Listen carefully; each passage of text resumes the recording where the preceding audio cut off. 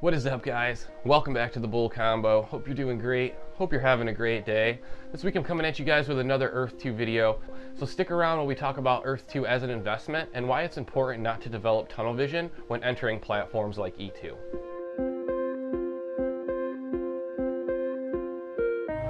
Alright guys, so before we get started, real quick, if you want to support the channel in any way, you can use any of the support options listed down below under the support section in the description. I really appreciate all the support you guys have given so far. You guys are an awesome community, tons of awesome engagement, awesome ideas, a lot of support. And I really just wanted to say thank you guys so much for all of the continued support. It's support like that that makes me want to keep doing this. And because of you guys, I intend on keeping this going as long as possible. So thank you so much. Without any further delay, I wanted to get into the land giveaway winner. Before that, I just wanted to preface this by saying that Earth 2 released an update yesterday that prevents people from bidding less than 30% of a property's value. So it makes it a little harder for us to give away properties right now and property giveaways, etc. So what I'm going to do is I'm going to give each winner each week the option of accepting the delivery now and paying the 30% fee, or they can hold off and wait until Earth 2 adds the 1-cent bid option back into the platform.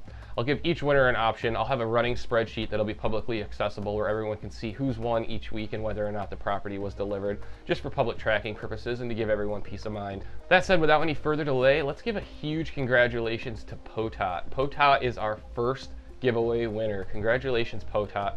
Go ahead and reach out to me on Discord or on Twitter if you don't have Discord, and we'll handle the delivery options for the property. Again, you'll be able to choose between accepting it now and paying the 30%, which is about $3, or holding off and waiting until the 1-cent bid option comes back and we'll take care of it then. That said, guys, that means land giveaway number 2 is now active.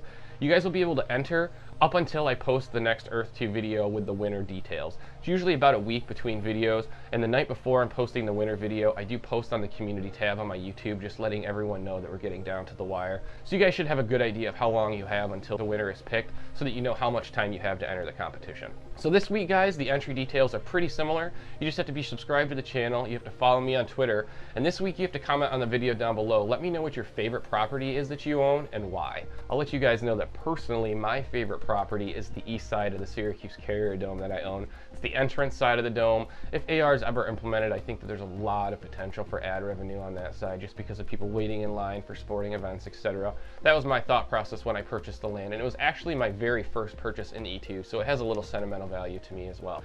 So let's get to the topic of today's video. So let me preface this by saying a couple things. First off, I really do think that Earth 2 has a ton of long-term potential, and if I didn't think it had any long-term potential, I wouldn't have invested in it and I wouldn't be covering it as a content creator. So I wanted to get that out of the way first and foremost. Second, this is not in any way financial advice. I'm not a financial advisor, so do not take any of this as financial advice. This is more so providing some concrete examples to back the thought process that I'm providing here. It's important to note that Earth 2 has a lot of game elements, and so in many ways it is completely acceptable to view Earth 2 as a game. That said, it does involve the input of real-world money, so that does qualify it as an investment. And there's two important rules to understand when investing in anything, and that first being never invest money that you're attached to or that you're not okay completely losing. That's a really important one, especially with early platforms like Earth 2. The second and equally important rule is to diversify your investments. Never put all of your eggs in one basket. And that was the purpose of today's video, because I do know that for many people, especially younger people, Earth 2 is possibly their first step into the investment world or any semblance of an investment. And while it might not be anywhere near the most solid investment, the reality is it's a first investment for a lot of people. So I wanted to take time to make this video to talk about how important it is to not rely on Earth 2. Earth 2 is a solid platform, but again, it is just one piece inside of a much larger space. A space that really deserves a lot of research and a lot of attention. And I feel like it created this sort of vacuum where people were starting to throw money at Earth 2 thinking it was a get-rich-quick scheme or the end-all be-all of investing.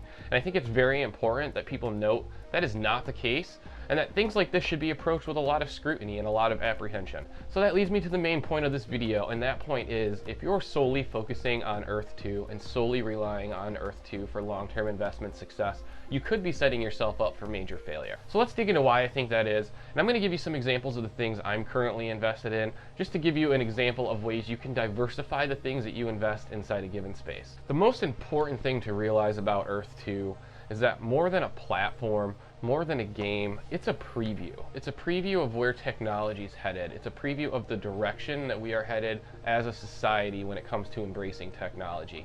That said, it is just one piece of a very large space, and there are many other players in that space that deserve attention, deserve research, and maybe even deserve your money. Another thing to note here is that there is always going to be a benefit to entering a platform or a game early on. Early adopters are rewarded for a reason. They're taking an extremely large risk by investing very early on in a game or a platform. Whether it be investing time or money, that risk is very large, and therefore the reward can also be equally as large. And I think the high return on investment of early adopter Earth 2 users is a perfect example of this. That said, it's almost equally important that you're constantly searching and constantly on the lookout for that next platform if that's your goal. It's basically vital that you find those platforms early on and you jump into those platforms and take those risks before others do. Otherwise, you're not going to be able to experience that level of reward. And that is the inherent risk in investment, especially early adopter investment like Earth 2. So now that I've talked about the importance of viewing Earth 2 as a single platform in a much larger space, let's take a look at some of the things I'm currently invested in and why I'm invested in those things. Again, this is not investment advice, this is not financial advice in any way, shape, or form. These are just examples of how I specifically diversify the things I'm interested in. And I hope that I can at least give you guys ideas on other things to look into and other ways you can diversify investments so that you're not hedging everything on Earth 2. So I'll start it off pretty straightforward. Earth 2. Earth 2 is something that I discovered late December. After spending about 24 hours researching it, looking into the company, looking into other users' early experiences with the platform, I decided to take the leap and put several $100s into the platform. That was my initial investment. After hanging on to it for a few weeks, I realized there was some long-term potential to the platform, at which point I did put additional funds in. At this time, I am fully supporting the Earth 2 platform as I think it's a fantastic idea. But I think it is very speculative, and of all the things I'm currently invested in, it might be the most speculative of things. So in that regard, it's very important to realize how speculative Earth 2 still is. It's a ton of fun to be involved with, the community is awesome, and I think that's one of the main reasons why I keep finding myself drawn back to Earth 2 over and over again. It doesn't take one long to see the integration and growth potential long-term for Earth 2, and that's why I view Earth 2 as a long-term hold investment. I'm not really of the mindset that it's something you should jump into, buy some properties, and try to flip quickly. While that may be something you can pull off, that's not really the intent of it right now, and you could be doing yourself a huge disservice if the game ends up fleshing out a bunch more features, because that property you sold could end up growing exponentially in value by the time it comes to sell it again. So for right now, my recommendation when it comes to Earth 2 is to hold and just to view it as a long-term speculative investment with a lot of upside and potential. NBA Top Shot. So after I discussed NBA Top Shot in my NFTs related video, I decided to give it another look, and I'm extremely glad that I did. So at its core, NBA Top Shot revolves around collecting moments. So moments are NBA licensed player highlights that are packaged in a slick-looking blockchain-based NFT. These moments can be collected, bought, or sold on the internal NBA Top Shot marketplace. And because they're NFTs, you have sole ownership over these highlights. The moments can be collected via the marketplace or via pack drops. Pack drops are a whole event in and of themselves. A lot of the time, these pack drops have 25,000 packs or less. They open a waiting room a few minutes before the pack drop starts, and in that time, there's usually several 100,000 users that fill up the waiting room, and we're talking in 5 minutes or less. The demand for these is ridiculous, and that 200,000 person line is a great example of the power of digital scarcity on display. Like I said, I've been having a ton of fun collecting these moments. Moment values have been going up and down, but for the most part, they've risen pretty dramatically since the start. I have 18 moments currently, and my account's valued at a little under $1,000. Considering I've put in just over $110, that's a pretty good return on investment. That said, I'm not trying to sell any of the moments right now. I know they're in the middle of doing new pack drops, and as new packs drop, these initial moments will be worth more and more since they're no longer in circulation. So I'm really just trying to hold on to these like most of my investments. I really do think that this has a lot of long-term potential. But if NFTs are something you're interested in and you're an NBA fan, I would definitely recommend checking out NBA Top Shot. It's got all the makings of a super addictive platform, a ton of fun. It's got a huge community just like Earth 2. And in case you guys didn't see the news recently, they did $50 million worth of transactions on the marketplace in a single day. To put that in perspective, that's more than almost all the money that Earth 2's brought in since its inception. So that's a huge amount of money to do in a single day. You can see why this is hitting so much popularity and why mainstream media is covering it to the level that they have over the past few weeks. So if it's something you're interested in, if you're interested in getting into a new platform that's still exploding, I would definitely recommend checking out NBA Top Shot. So I wouldn't be a huge fan of blockchain if I wasn't invested in crypto in some way. And to me personally, cryptocurrency represents the long-term future potential of digital currency and digital ownership. So crypto is an extremely volatile investment. The recent dip in Bitcoin and altcoins highlights this pretty well. That said, there's no denying the long-term potential of cryptocurrency. And everywhere you look, there's a new article being announced about how a major company or a major platform is adopting cryptocurrencies in some way into their standards of operation. This really just shows that we are undeniably moving toward a transition where cryptocurrency is being adopted by mainstream popularity. Just this year, the terms like Bitcoin and Dogecoin went from being niche terms to household names, showing you just how quickly things can transition. It's pretty clear this is just the beginning of our long-term transition and phase-in of cryptocurrencies as something that's a viable alternative to fiat currency. That said, the investment in cryptocurrency is a very personal decision. Some people choose to invest in Bitcoins, others invest in smaller altcoins. I prefer things like Ethereum, as I think the long-term scalability and growth of that platform has huge potential. I also enjoy purchasing smaller altcoins. My viewpoint is if I can put $50 into something like BAT token and get 100 or 150 coins for $50, sure, I could lose all of that money if somehow the coin crashes. But on the flip side, if that coin reaches $1 or maybe $100 a coin, you could have an insane amount of money for a very small investment. So in that term, I really enjoy smaller altcoins. I think they have a little bit of potential. And anytime I make a large Ethereum purchase, I try to buy $25 or $50 worth of a smaller altcoin just to build up that portfolio of different coins. Again, this is not a recommendation on investing in anything. This is all purely my stuff that I'm doing here, guys. Whatever you guys choose to invest in is cool with me. I think it's equally as important just to research and understand as much about the cryptocurrency world as possible. Even if you choose not to invest in it, it would be very wise to start getting an understanding of how it works, as it's really taking over the payment industry, and pretty soon it could make its way into mainstream banking in ways that could confuse people if they're not familiar with it or haven't taken the time to learn about it before it hits that point. Stocks. Crypto, NFT, and virtual land are all great, but at the same time, they're very new concepts, and in many terms, they're speculative. There's a lot of risk involved. So there's nothing wrong with investing in a tried and true market, and that would be the standard stock market. I'm not going to give you guys any recommendations on what to invest in, and I'm not even going to say you should invest in this either. Again, I'm just going to say that it's very important that if you're going to invest as a whole, you consider things like the stock market. There's been a lot of controversy over the stock market in recent days. Nevertheless, it's still very clear that there's a lot of potential for earnings in the stock market. It basically drives the world to this day. So if investing is something you're interested in, I definitely recommend taking a look at some companies that interest you, maybe companies that you like, support, or enjoy, maybe investing in those. If not, at least researching them and trying to find out some of the ways that they're changing and innovating their business so that you can stay on top of that news and make informed decisions. Splinterlands. So if you're like me, you might have grown up on card games, Pokemon, Star Wars, Yu-Gi-Oh, etc. All of those games were huge parts of my childhood, so it's really no surprise that as an adult I found myself gravitating toward card-based games. Splinterlands seems to be the top runner for the NFT blockchain-based card games right now. Splinterlands is a card-based battle game. The battles are very similar to maybe Pokemon with a little bit of Magic the Gathering mixed in. Cards are owned as NFTs, so once you purchase the spellbook, which I think is $10 inside of Splinterlands, any card you earn, buy, or unlock is owned by you directly. That means it can be bought or sold inside of the Splinterlands market or on a third-party blockchain market. These are yours to own and keep and display forever. The battles are about a minute to a minute and a half.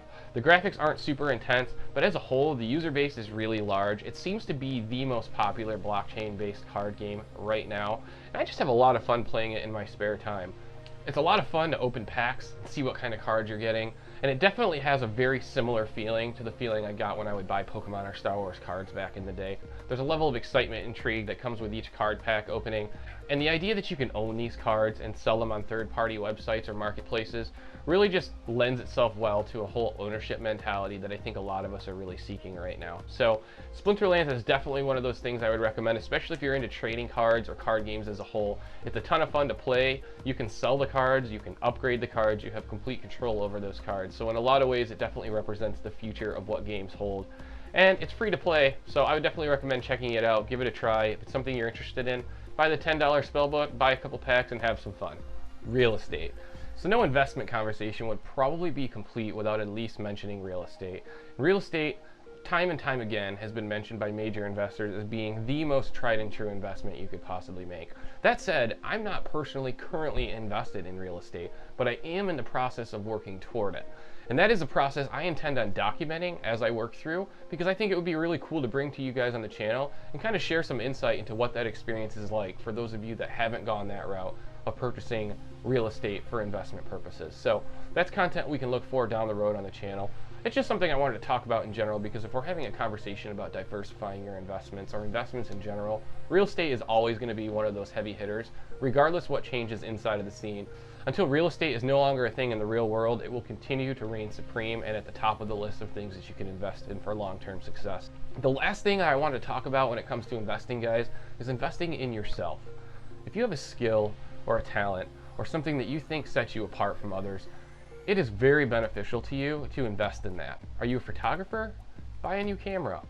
Do you work on developing games? Buy a new laptop. Some people view these things as luxuries or things that they can't afford or decisions that they shouldn't make. But if you're furthering yourself and you're investing in yourself or your own skills, then there's absolutely nothing wrong with making that purchase. And in fact, it's extremely important to seeing where those skills and talents can take you. I think that investing in oneself is something that's kind of been lost amongst the shuffle of everything going on these days. And a lot of time we're always searching for the next thing to invest in or the next thing to put our money in, when sometimes the best thing we can bet on is ourselves. So if you have a skill or a talent or something that you think sets you apart, make sure to invest in yourself. Take that time to develop it and see how far you can take it. I'll be honest with you guys, when I started doing video production, it was literally just videos on YouTube of the things I liked. I had this crappy little point and shoot camera. I had no idea that I'd be on YouTube 4 years later making videos about this platform called Earth 2. It just happened. But you know, that's just one of those things that can happen, and it only happens if you take the time to look in and develop those talents, or if you take the time to acknowledge them and see where they'll take you. So my final recommendation on investing in general, and maybe the most important piece of advice I could give you guys, is just to invest in yourself. Always take the time to acknowledge your own talents, skills, and abilities, and improve and refine those as much as you can, because those are just as important as any other investment you could make. And in fact, they may be the most important investment to your long-term personal growth. I know this was a really different video from the stuff I normally cover, guys, and in many ways, the last couple of videos have been a little bit more realistic and grounded compared to some of the Earth 2 stuff I talk about. As I said before, this is not investment advice. I'm not a financial advisor. This is just talking about the things that I currently do, some of the things I'm interested in. If you choose to invest in these things, fine. If you choose not to invest in these things or choose to invest in other things, that's great as well. At least I got my point across, and that is that it's very important not to develop tunnel vision and rely on just Earth 2. Especially if you're new to the investment world. So make sure to do a ton of research and just look at all the things out there, because there's lots of stuff out there that's interesting, and each person's going to find something different that interests them and that they think holds that long-term potential. I hope you guys liked this video today. If you liked it, smash that thumbs up button. If you like the content you're seeing here, make sure to hit that subscribe button and click the bell to get notified. It'll notify you every time I post a new video, and I just want to make sure you guys see it. Other than that, I want to thank you guys for checking out this video. I can't wait to see all of the land giveaway entries. I hope you all have a fantastic day, and until next time, we'll see you soon.